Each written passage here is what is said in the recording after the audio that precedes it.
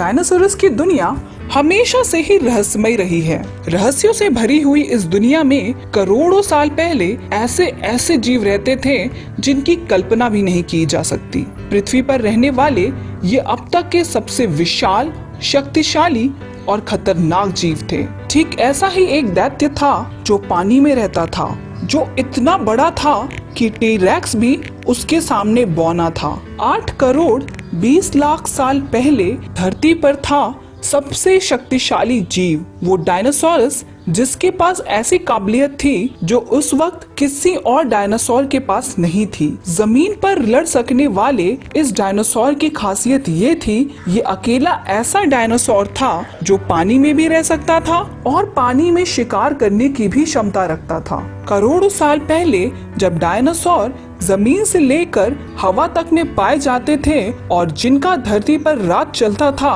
उस वक्त ये इकलौता ऐसा शैतान था जिसकी हुकूमत जमीन के साथ साथ पानी में भी चलती थी और ये इतना शक्तिशाली था कि इससे पंगा लेने के बारे में कोई सोचता भी नहीं था। वैज्ञानिक और खोजकर्ताओं में बहस चलती आ रही है कि डायनासोरस पानी में भी रहते हैं या नहीं, लेकिन हाल में ही एक अध्ययन में पक्के सबूत मिले हैं कि डायनासोरस की ये प्रजाति, जिसे स्पाइनोसॉरस कहते हैं, वो पानी में तैर सकते हैं, पानी में शिकार कर सकते हैं और पानी में रह भी सकते हैं। इस खोज की शुरुआत साल 2014 में मोरक्को में हुई थी।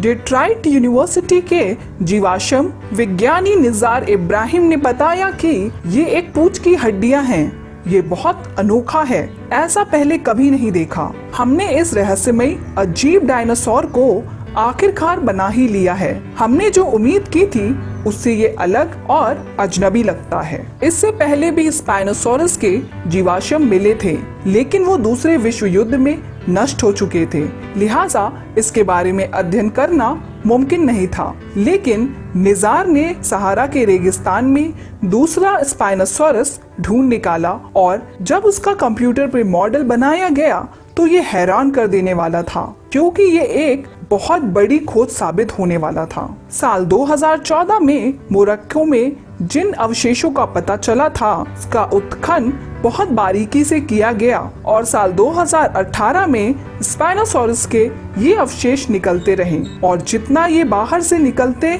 उतना उत्साह बढ़ा रहे थे। जाहिर तौर पर वैज्ञानिकों को लगने लगा था कि डायनासोरस का नया स्ट्रक्चर इशारा कर रहा है कि ये डायनासोरस पानी में तैर सकता है। हार्वर्ड यूनिवर्सिटी को संरचना बनाने के लिए दिया गया और जो संरचना सामने आई उसने मछली जैसी पूंछ को सामने पेश किया, जो पानी में तैरने में मददगार साबित होती है, बिल्कुल उसी तरह जैसे मगरमच्छ के लिए। स्पाइनोसॉरस की पूंछ दूसरे डायनासोरस की पूंछ से बिल्कुल अलग थी, मतलब इसकी पूंछ को कई तरीकों से मगरमच्छ से तुलना की जा सकती है। ये पूंछ किसी भी जानवर को पानी में तैरने की काबिलियत देती है। पानी में डायनासोरस रहने का रहस्य दशकों से चर्चा का विषय है। हालांकि इस दौर में कई और ऐसे जानवर थे जो पानी में रह सकते थे, लेकिन डायनासोर बिरादरी के नहीं थे।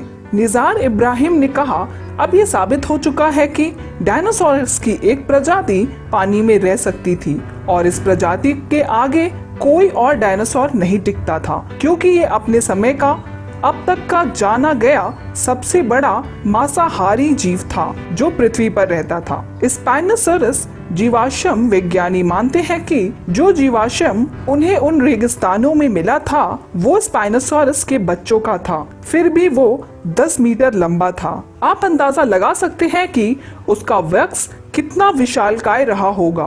कंप्यूटर मॉडल से ऐसे विशालकाय जानवर की तैरने की रफ्तार मापी गई तो पाया गया कि स्पाइनोसॉरस 2.5 मीटर प्रति सेकंड की रफ्तार यानी 9 किलोमीटर प्रति घंटे की रफ्तार से तैर सकता था। आपको हमारी ये जानकारी कैसी लगी हमें कमेंट सेक्शन में जरूर बताएं। Hit the like button and subscribe our channel.